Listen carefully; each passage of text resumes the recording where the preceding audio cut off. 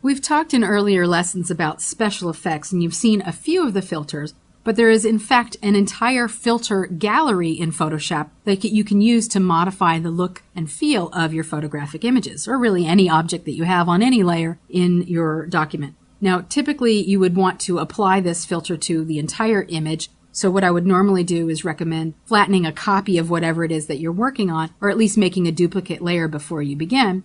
To get to the filter gallery, you'll click on Filter, Filter Gallery, and it brings up its very own dialog box inside which you can modify the look of your image by opening and selecting different options in each of these different folders. So the first folder we'll look at is Artistic, and to apply it, all you have to do is click once.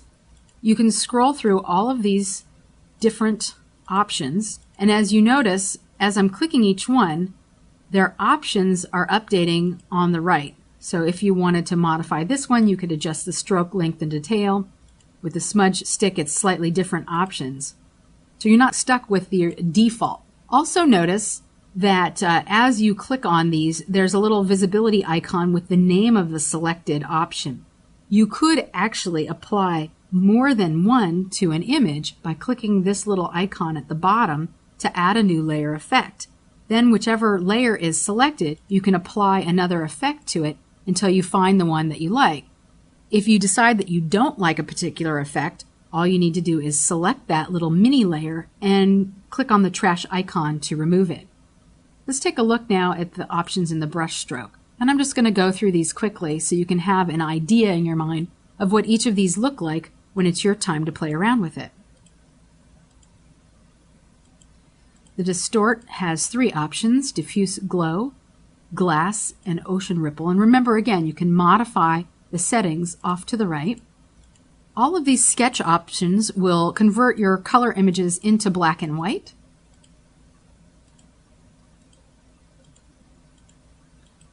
With the exception of the water paper.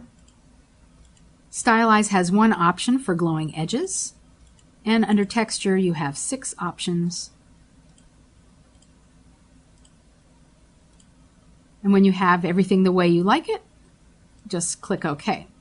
Now that permanently altered my original image, so I'm going to undo and talk about some of the other filters that are available, because not every single filter that is available is inside of the filter gallery.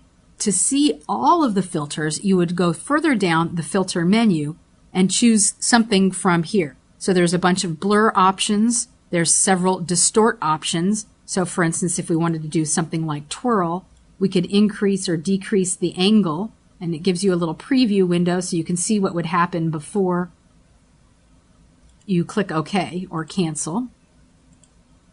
There is noise, and we dealt with a little bit of noise. So if you wanted to add some grain, you can add some noise. You can despeckle, remove dust and scratches, reduce the noise if you're working with a particularly grainy image. You can pixelate, so you could do color halftone, crystallize, mosaic. Some of those are in the filter gallery. Rendering, you can make the whole thing look like there's clouds in the sky.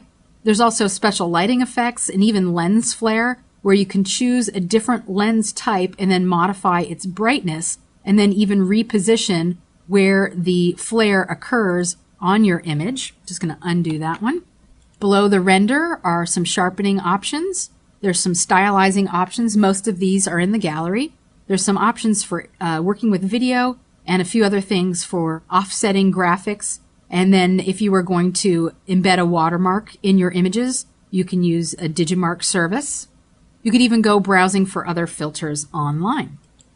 Now, I mentioned that the filter gallery is destructive. You can, however, convert your image into a smart object first before you go into the filter gallery, which would turn any of the gallery's filters into smart filters. Now, we covered this in a previous lesson, but to convert any image into a smart object, just right-click on the layer in the Layers panel, choose Convert to Smart Object.